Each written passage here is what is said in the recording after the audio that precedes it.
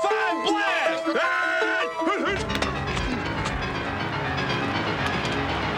Watch your QB draw!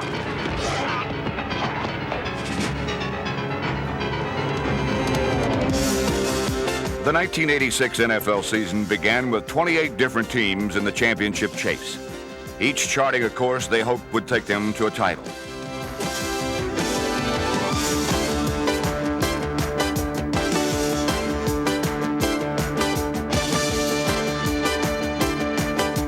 Sometimes a single voice was the call to glory. Let's go! Attack! Attack! Attack! Set alert! Set alert! Set alert! Set alert! 11! 11! That's okay! But all too often, championship dreams were given a rude awakening.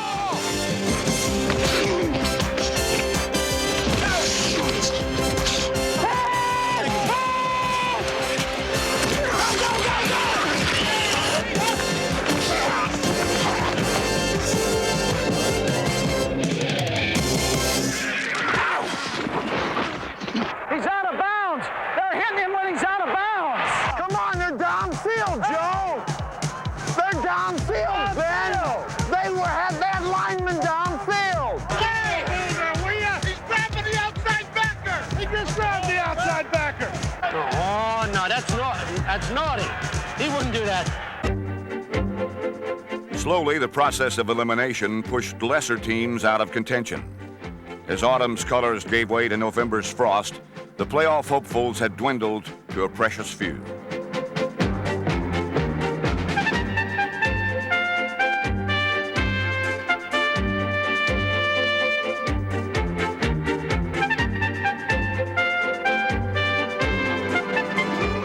By season's end, only one team remained.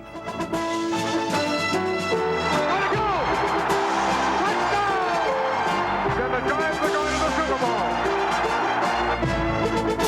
28 teams began the championship chase, but in the end, only one of them could truly be called giants among men.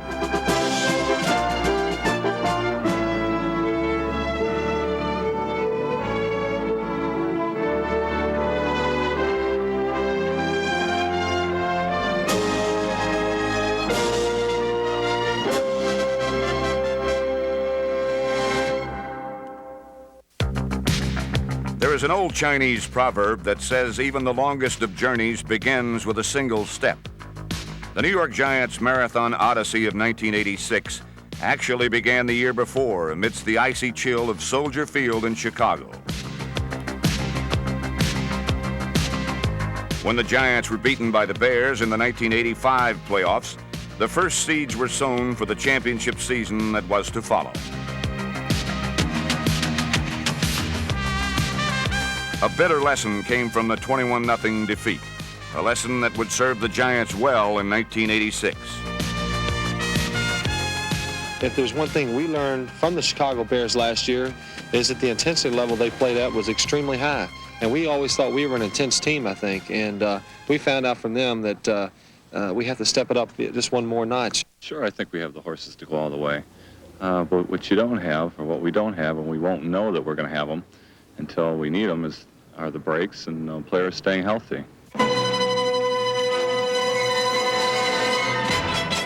The Giants would begin to find the answers to their questions in the first game of the season. In Dallas, before a nationwide television audience, New York spotted the underdog Cowboys a 14-0 lead, then stormed back with a pair of touchdowns of their own.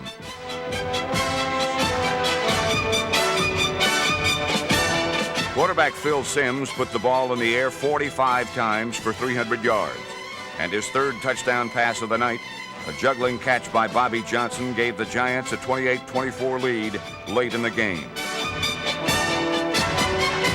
However, the Cowboys mounted a late rally, and when Herschel Walker scored in the final moments, New York was handed a stunning defeat. But losses would be rare from then on, and the Giant defense would never allow this many points in any game the rest of the year.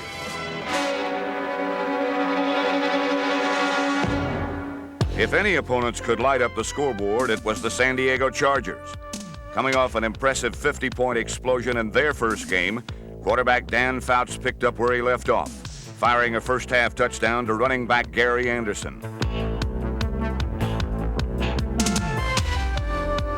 But that was the sum total of the Chargers' output as San Diego stumbled the rest of the way.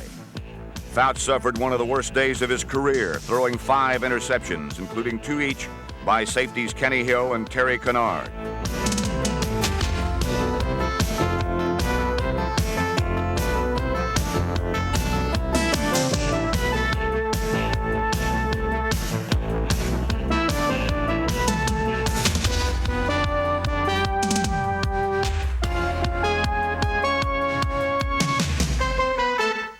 Six Charger possessions in the second half ended in turnovers, while the Giants' attack was not only more productive, but more fun to watch.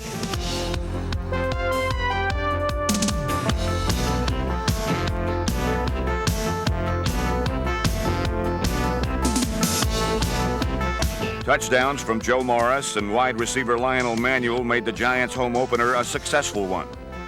The game also marked the year's first Gatorade shower for head coach Bill Parcells, who would endure this soggy victory ritual nearly every week for the next 5 months. Victory would not come easily the following week as the Giants journeyed cross-country to face the winless and angry Los Angeles Raiders. The Silver and Black led 6-0 at the half, but then Joe Morris sparked the Giants, who went on to win a game many expected them to lose.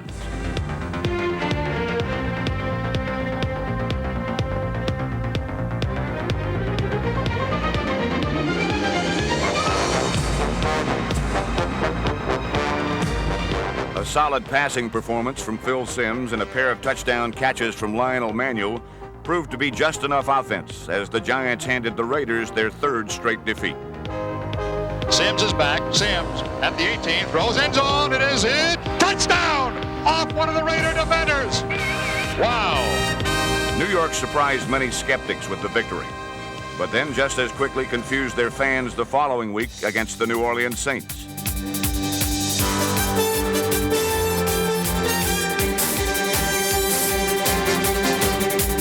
The Giants were expected to make short work of the struggling Saints, but midway through the second period, the boys from the Bayou had a shocking 17-0 lead and seemed firmly in command. But any celebration on Bourbon Street was cut short when the Giant defense took over, shutting New Orleans out the rest of the game while limiting them to less than 200 yards in total offense.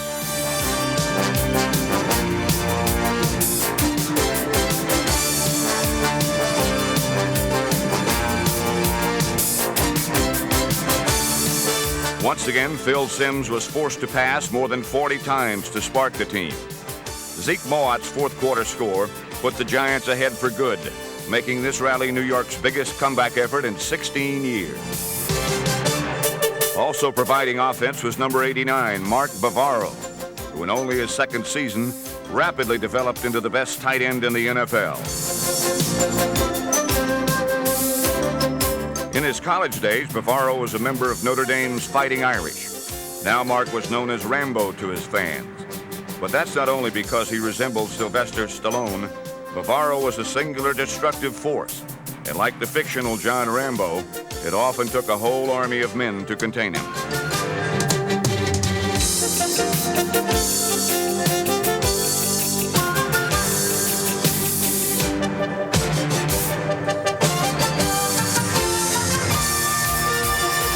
In 1986, Bavaro battled his way to more receiving yards than any other tight end in the NFC.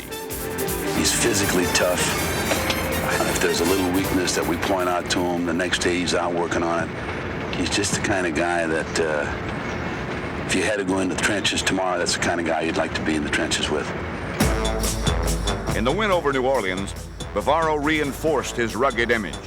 Against the Saints, he caught 7 passes for 100 yards after he had 2 teeth knocked out. Even with all his teeth, Bavaro was a man of few words. He intimidated his opponents with sheer physical ability and often scared his coaches and teammates with his brooding silence. I tell you, he's a stone face, that Bavaro now. You know what the hell he's thinking. I'd hate to have to fight that son of a gun. Fortunately for the Giants, Bavaro only fought would-be tacklers, not his head coach. And don't get the idea that he never spoke. Phil Simms fondly recalled a conversation they had in 1985 in a victory over Houston. The thing was, it was late in the game. We happened to beat Houston that day 35-14, and of course, we were just running the ball. It finally comes down to the 2-minute warning. We're glad this game's going to be over with. And we're standing in the huddle, and the play comes in. Oh, it's slant 35. Oh, okay. And I look at Mark, and he goes, oh. And I said, he just makes a laugh. I said, Mark, what's wrong? You don't want to run that? He goes, I want to run it to the other side. And I said, well, what difference does it make? I want to hit him one more time. So there's somebody over there he must have had this thing going with, and he wanted to hit this guy just one more time before the game was over, and I guess leave this guy with impression that night before we went home. Bavaro looked like Stallone, played like Rambo, and became big box office in the Big Apple. But Bavaro was not New York's only star. He shared marquee space with a talented defensive corps that put on a punishing performance in St. Louis.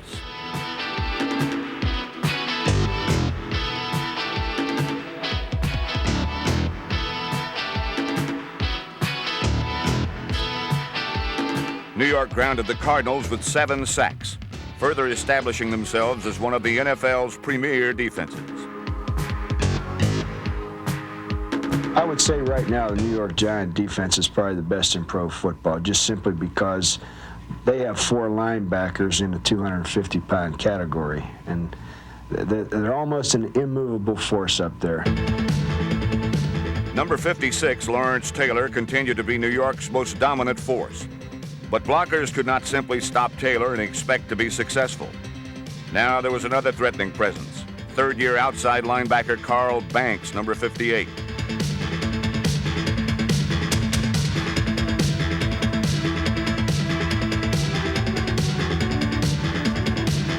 I think he's added balance to our defense. Whereas before we had a lot of dominant ball players predominantly on our right side, Carl has balanced that up, and it's made us a more effective defense overall. With strength at both outside positions, opponents tried the only other choice available, going up the middle. But that proved to be no choice at all against a swarming unit that was still young and growing. We have a lot of fairly young people, other than maybe Harry Carson and George Martin. Most of our guys are relatively young and ought to be getting better. They haven't peaked out yet by any means, and so I think that's a big asset. The Giants' defense of 1986 had a rich heritage and were part of a proud tradition. For it was the New York defenses of the 1950s that truly set the standards for the way defensive football is played today. It is the most tribal and universal of football fan rituals. Many NFL historians believe that this battle cry was first chanted in the mid-50s, originating from the rafters of New York's Yankee Stadium.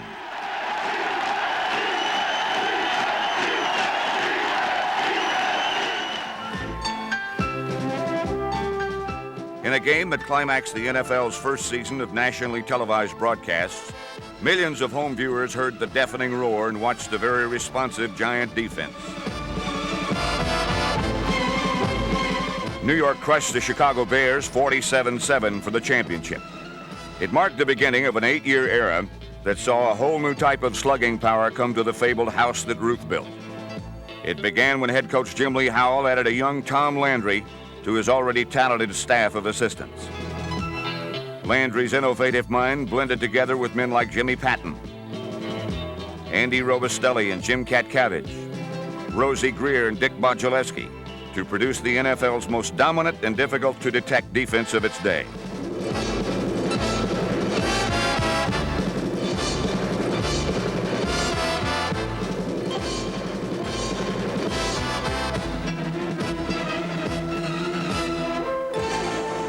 They were the first defensive team that all of a sudden started putting the good athletes over on defense. Up to that time, the better athletes, especially linemen, running backs, were on the offensive side. And all of a sudden, they started putting a little better athlete. Then also, they went and started studying offensive formations and what teams were doing, which is what Tom does. It was a first. Landry and that group had put together a defense that had certain refinements to it that the offenses hadn't caught on to yet.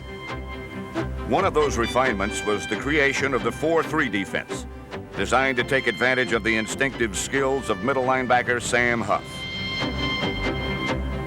In this defense, the job of the 4-down lineman was to keep Huff clear of potential blockers, leaving him free to act as a rover, whose task was to always be in the vicinity of the football.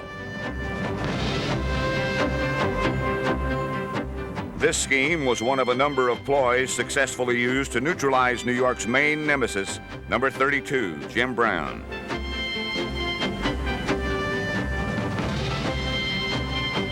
Sam was basically the quarterback of that defense, and he had the flair to understand that he was in New York, so he became an instant celebrity by attaching himself to my legs quite often. We hit him whether he had the ball or not, and we knew that we had to stop Brown because their offense was built around him. Why shouldn't you? You know, the man averaged 5.2 yards a carry lifetime. We had to stop Jim Brown to beat the Cleveland Browns, and we were able to do it because of the defense we had in those days. We played what we call the coordinated defense. We were able to shut down the gaps for him where he couldn't find the gap to get through, and we were successful, probably better than anybody. No one stops him completely, obviously. He's too great a back to have that happen, but we slowed him down enough so that we ended up in the late 50s of being in a lot of championship games, and Cleveland wasn't.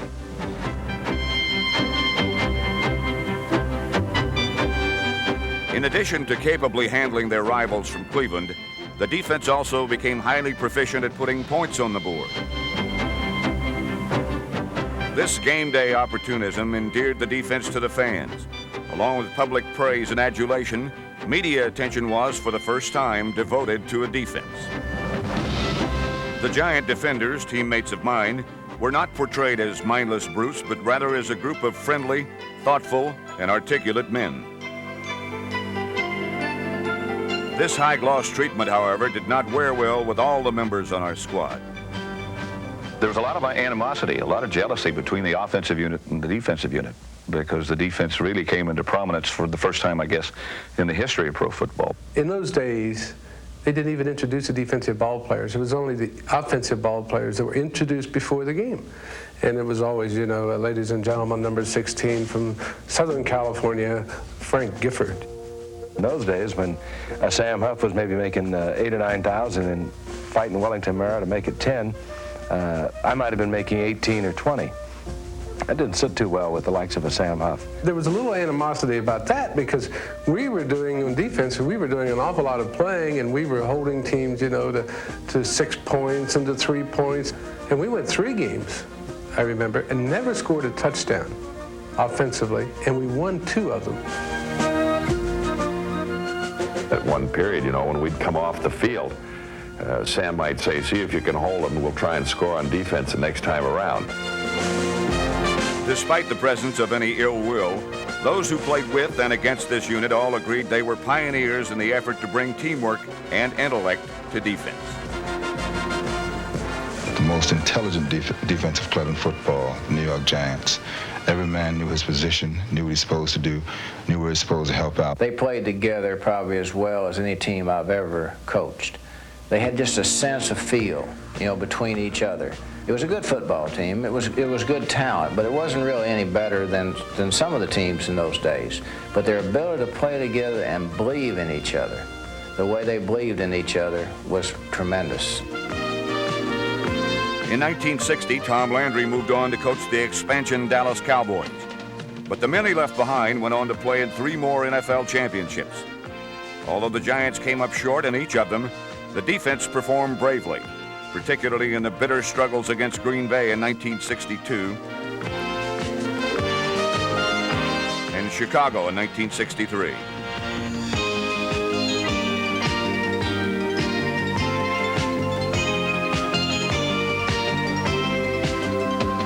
Historically, the Giants' defensive dominance ended with the title game against the Bears.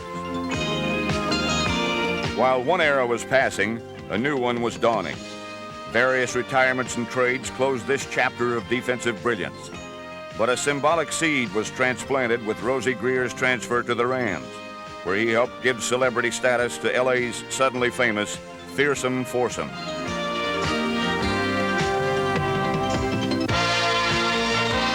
It was the start of a colorful age in professional football where dominant defenses no longer lacked adulation and recognition.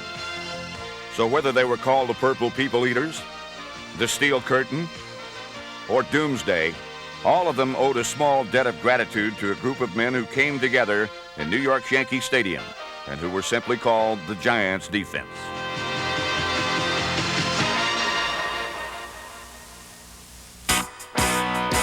The 1986 version of the Giants defense stood tall in a Week 6 meeting with the Eagles. Linebacker Lawrence Taylor led the way with 7 solo tackles and 4 quarterback sacks.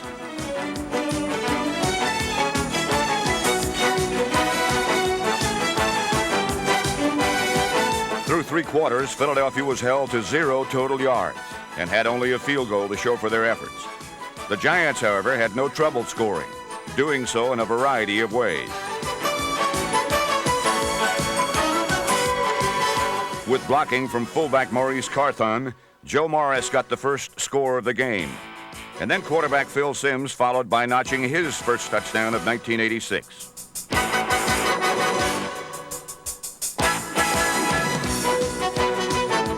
In the third period, the Giants called on an unexpected volunteer, capping a rousing play that innocently began as a field goal attempt. Snap, spot. Go, they're going to throw the ball. They're going to get a touchdown if he holds it. Touchdown! Harry Carson. Go to Harry Carson. That's got to be icing on the cake. It was the first touchdown reception of linebacker Carson's 11-year career. And then New York closed out the scoring as young Lee Roussan, number 22, scored his first NFL touchdown. The Giants easily rolled to their 5th straight and most convincing win, but would have a much tougher time the following week.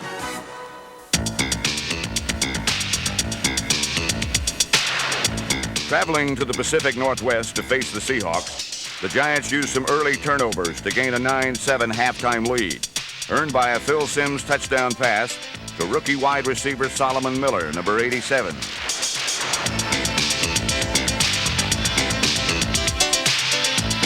But 7 Seattle sacks and 4 interceptions, along with a pair of Seahawk touchdowns, proved too much to overcome, as New York lost its second game of the season. It marked the last time any opponent's fans could cheer victoriously in 1986. The Giants would not lose another game. Victory was absolutely vital in a Week 8 meeting with the first-place Redskins. A Monday night crowd was keeping one eye on the field watching the Giants and another on their portable TVs looking at the Mets. In both contests, these bifocal fans got the results they wanted.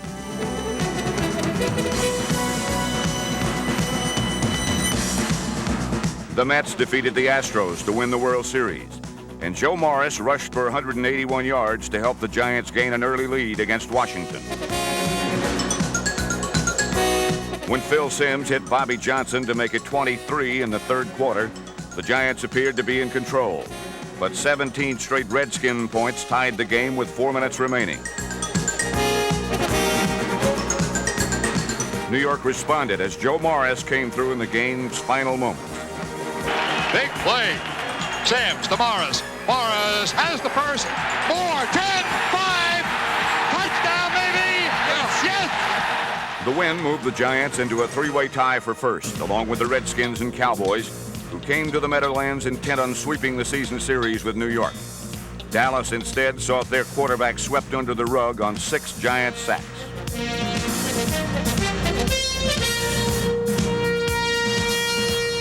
Even when the Cowboys converted big plays, the Giants had the last laugh, as 3 Dallas turnovers left tears in the eyes of Texas.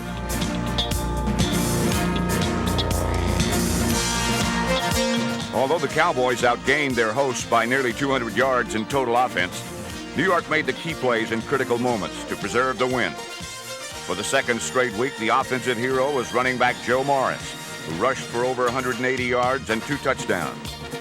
This began a series of stirring last-minute defensive struggles that continued the following week when the Giants journeyed down the turnpike for a rematch with Philadelphia.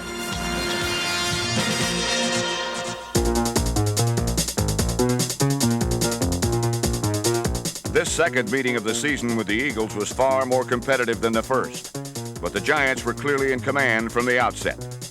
A dash of passing offense blended well with a heavy portion of Joe Morris running, who gained over 100 yards and scored 2 touchdowns. However, Joe's duties proved to be a bit more hazardous than he might have expected.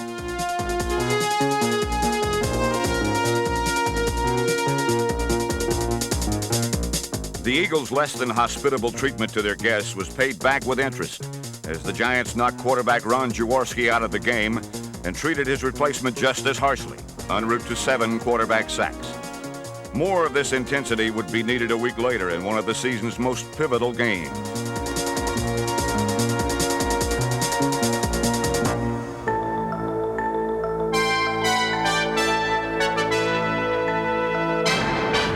The bitter chill of a Minnesota winter wrapped its halo around the frozen Metrodome. While indoors, the Giants' defense put the Viking attack on ice. In a low-scoring first half, New York's swarming defenders held the opposition to only 6 points.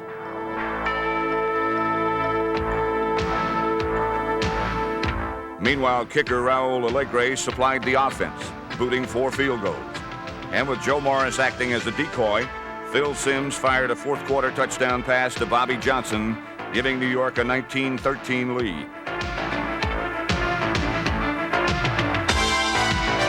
But the Vikings rallied when backup quarterback Wade Wilson found Anthony Carter for what appeared to be the winning score. With barely a minute to play, the Giants trailed 20-19 and were in deep trouble. It was this moment that Phil Simms stepped forward and orchestrated the most important drive of his career. Simms was at his combative best, making play after play when the Vikings should have buried him.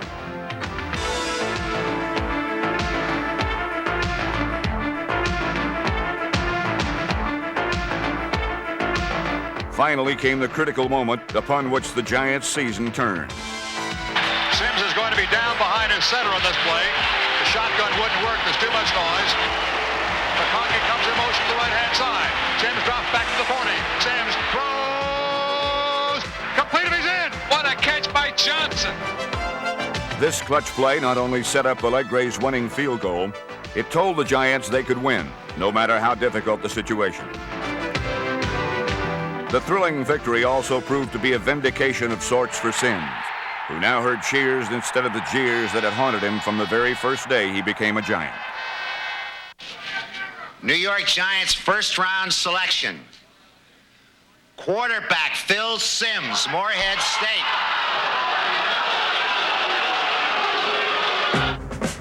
Life as a Giant had never come easy for Simms. His early seasons ended with injury. For nearly 2 years, he was benched while others performed. But through it all, Simms survived. And in 1986, he became the winningest quarterback in pro football. His performance provided not just dazzle, but also the glint of steel that all great quarterbacks must have. Here's a guy who's had a fight through adversity probably as much or more than anybody else, with a press that has been on him and the fans have been on him. But he had to fight through it by himself, and I think that he willed himself into being an outstanding performer. The trials of the past had served to toughen Simms. As he was leading the Giants to a world championship, it became clearly apparent that there were few NFL players who operated better under pressure.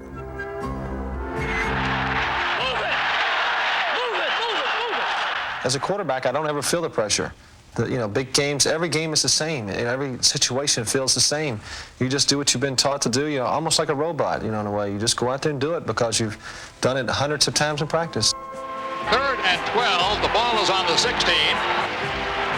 Simms is back at the 25, looking for a target. He's going end zone. Touchdown! What a catch by Phil McConkey in the back corner. Double team. The leader of this ball club, Phil Simms, came back and says, "You can do it. Here's the pass." He throws a beauty. There was a time where I felt the offense didn't have a leader. There were just a bunch of guys up there playing and trying to not lose a game. And they didn't have one person to really tie them all together and to lead them anywhere. Phil has really taken on that responsibility, and he has done a very good job. Always feisty, Simms now used his aggressiveness to his benefit rather than his detriment. He had neither the NFL's best arm nor the quickest legs, but he had learned how to win and how to lead. I would rather have no other quarterback behind the center than Phil Simms, especially in those tight situations. The guy's proven over and over again he can get the job done. And on offense, we have a lot of faith in him. Simms became New York's leader on offense, while veteran George Martin provided leadership and inspiration on defense.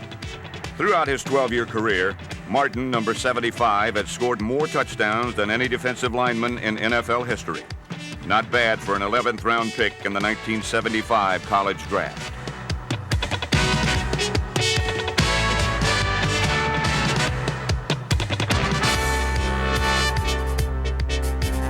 On special teams, on defense, even as an occasional tight end, Martin demonstrated an uncanny ability to score points. Whenever opportunity knocked, George Martin always seemed to be in the right place at the right time.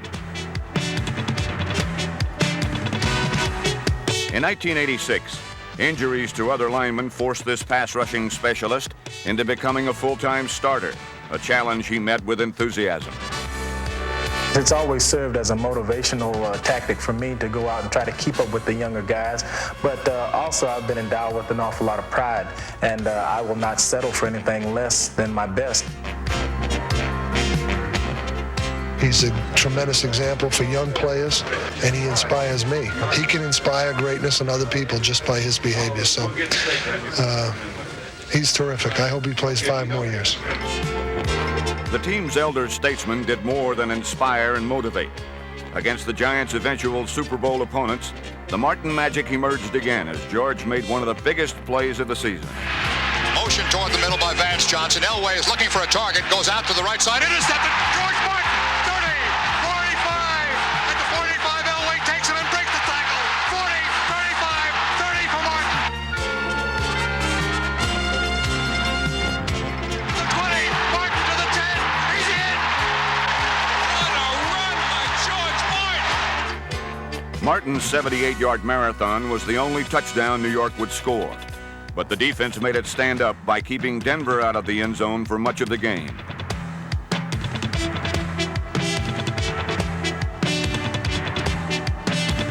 With 2 minutes remaining, Denver scored to tie the game at 16. But once again, Phil Simms came through with more 11th-hour heroics. A 46-yard pass to Phil McConkey set the stage for another game-winning kick from Raul Alegre. Snap, the spot, the kick, it's up, it is good! The two teams would meet again in the Super Bowl in Pasadena. But New York's immediate concern was in another California city, San Francisco, where the 49ers proved to be a formidable foe.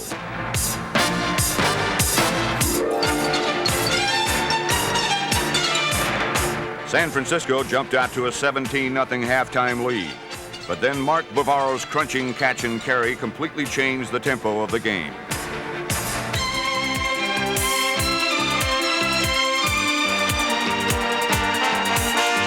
Bavaro's individual effort galvanized the once sleeping Giants, who responded with 3 unanswered scores, 2 coming on Phil Simms' touchdown passes.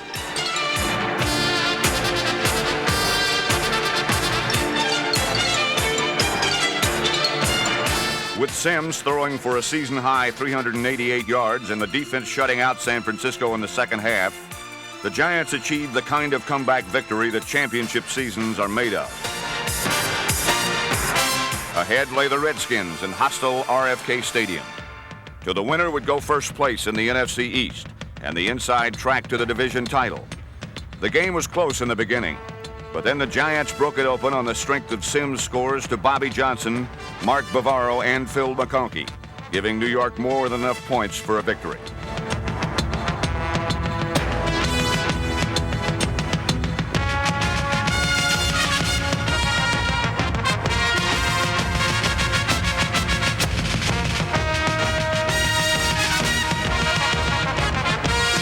The Redskins would not be nearly as prolific. The Giant defense hounded Washington quarterback Jay Schroeder all day, forcing 6 interceptions and collecting 4 sacks. As usual, the spearhead was linebacker Lawrence Taylor, number 56.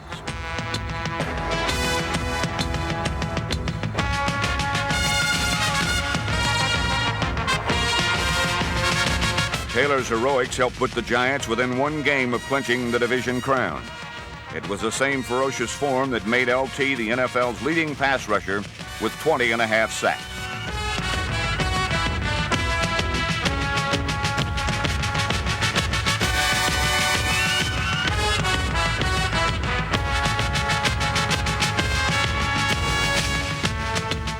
He is, without question, the most dominating player that we've seen on defense. I've never seen anybody as big as he is, as fast as he is, and as relentless as he is. Yeah, he's relentless.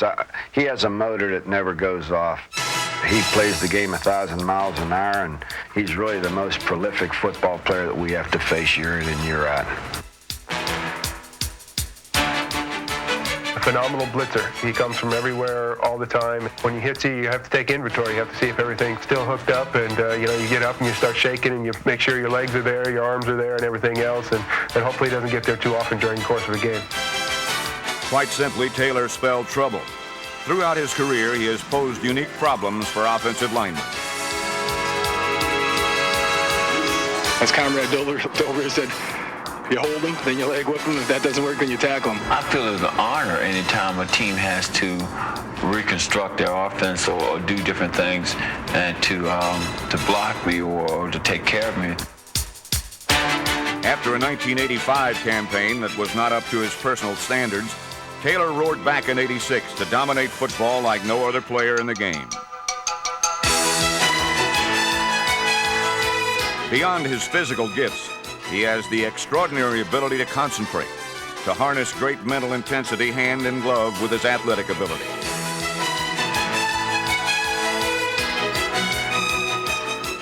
I know Lawrence Taylor very well. He's the catalyst. He can provide a lot of things to a team. He told me before the season what he was going to do. So I really didn't make any prediction. I knew what he was going to do because he told me. Taylor proved to be as much a prophet as a predator, and he achieved all his personal goals while his team earned a championship.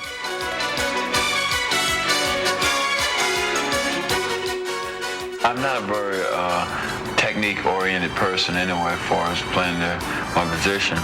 You never know exactly what you're going to do until the last instant before the ball is snapped, and then that's where creativity comes in.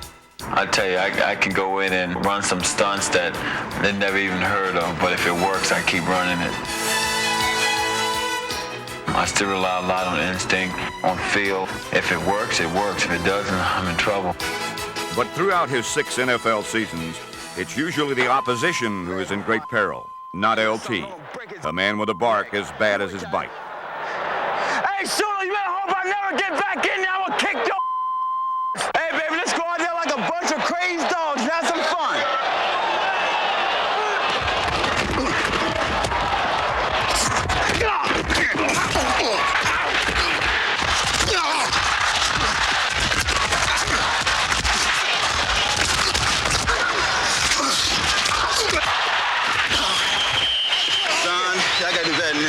The more threatened he feels, the more competitive he becomes. He thinks that he can will anything to happen on the field.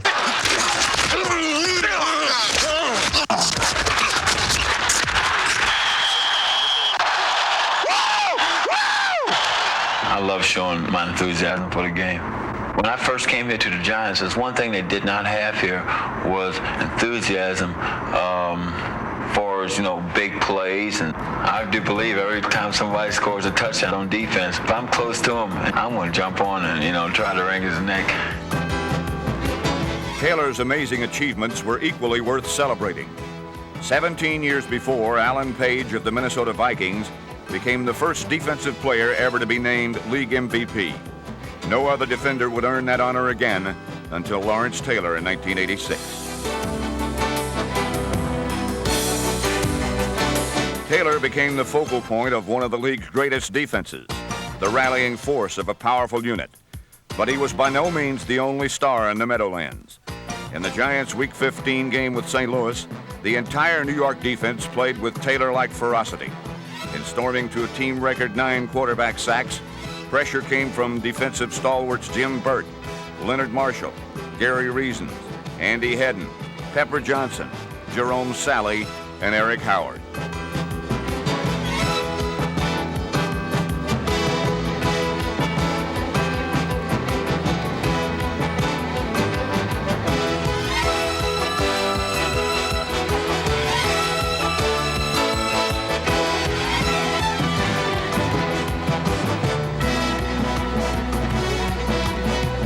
The Giants also got 179 rushing yards and 3 touchdowns from Joe Morris and became division champions for the first time in 23 years.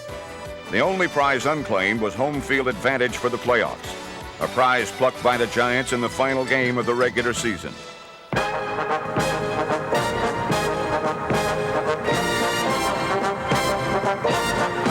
The only obstacle standing in their way was the Green Bay Packers, and the offense bowled them over, scoring the first 24 points of the game.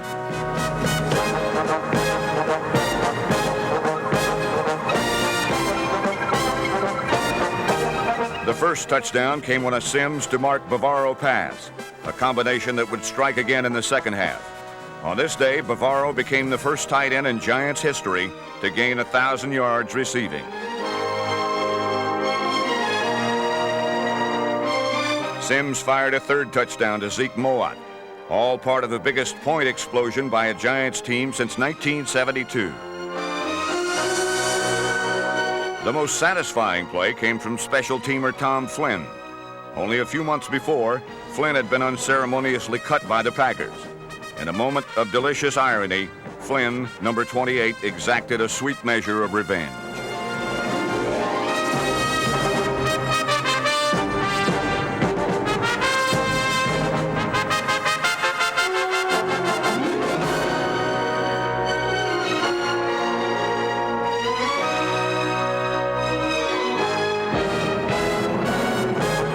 The regular season, the winningest in team history, was finally over. Ahead lay the playoffs with home field advantage throughout. This team had long been bridesmaids, but they would not suffer that fate this time.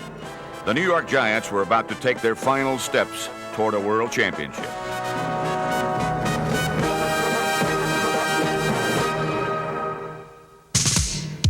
Not far from the Giants' home in the Jersey Meadowlands, a native son of the Garden State was born and raised. He grew up to become their head coach, and in 4 years, Bill Parcells molded the Giants into his kind of team. Billy, make sure you remind him that they might try something big early. Yeah. Okay? Last time I told you guys that, you forgot to remember. Remember? Don't worry about doing everything perfect now. Just get out there and run like hell and catch it, all right? All right. You know what I mean? Like a street game. Parcells' players were a mirror of the man, tough, demanding, and unpretentious. In a town where 240 hitters owned Cadillacs, this was a four-wheel drive team. To such men, Parcells could be a sensitive big brother one moment, a stern disciplinarian the next. Man, when he starts, coaching, everybody say, "Oh, watch out, Bill's coaching again."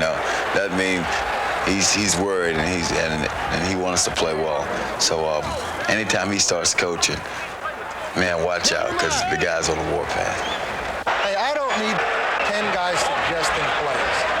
He's calling them. Call what you want to call them. You guys shut up. When Parcells won, which was often, he became the reluctant victim of his players' mischief. Each week, with victory secure, team captain Harry Carson performed a ritual as beloved as a Taylor sack or a Morris touchdown. Fans once scurried to the parking lot to beat the traffic, but now they stayed, eager to witness the victory bath that awaited Bill Parcells.